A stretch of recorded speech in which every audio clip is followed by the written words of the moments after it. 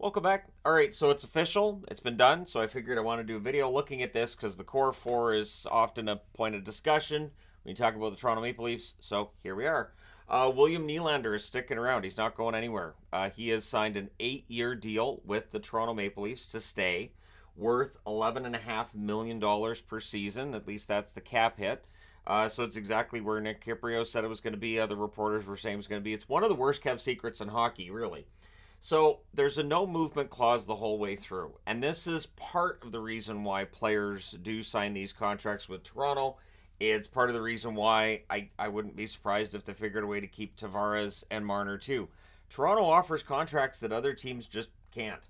So what really stands out with the Toronto contracts is the signing bonus money, the money they get on July the 1st.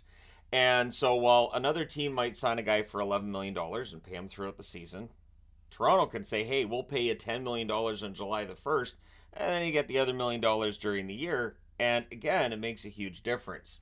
So, year one, his base salary will be $3.5 million, $10 million signing bonus on July the 1st of next year. So, there you go. $10 million signing bonus in year two with $3.5 million is the base. And then the base salary actually drops in years three and four. It's $1 million.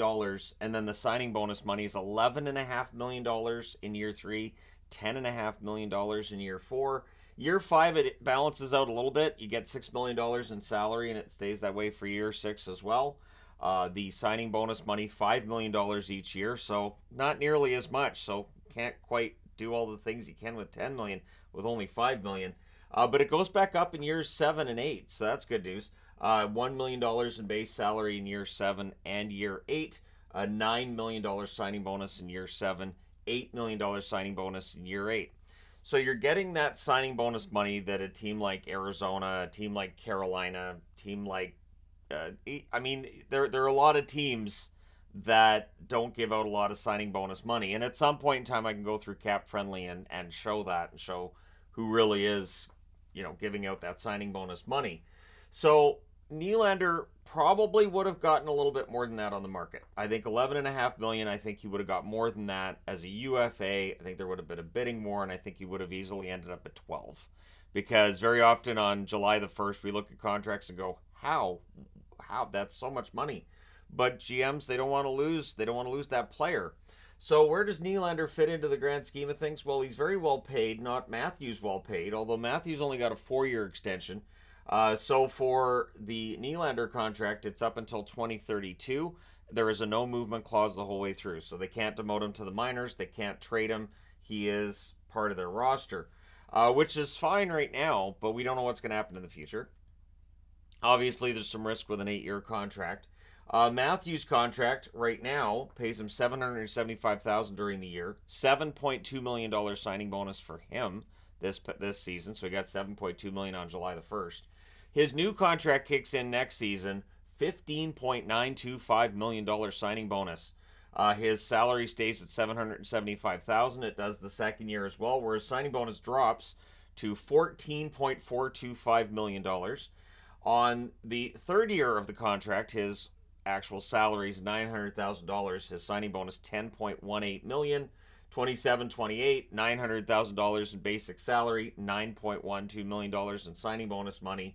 Whereas Tavares and Marner don't have those extensions yet. Obviously, they can start negotiating extensions July the 1st. Tavares, $910,000 in salary both this season and next season. His signing bonus, a paltry $7.04 million. And Mitch Marner, and all of these guys have no movement clauses. All of them. They all have no movement clauses. Toronto cannot just say, I think we want to trade one of these. Marner, his salary is $775,000 per season.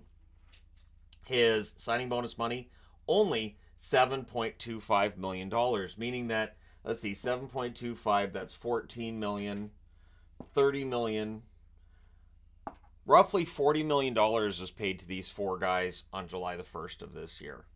So that's where Toronto can spend money that other teams just look at and go, we don't have $40 million.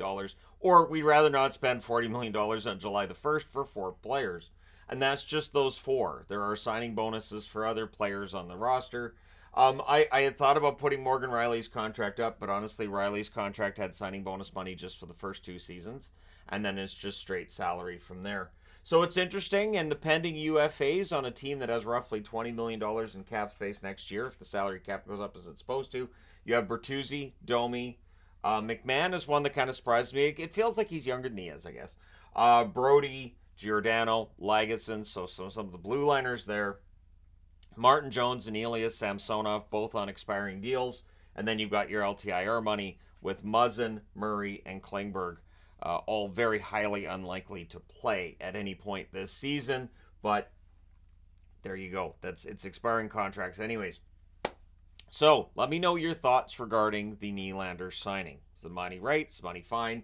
But again, this is why when they talk about they're not going to be able to keep them all together.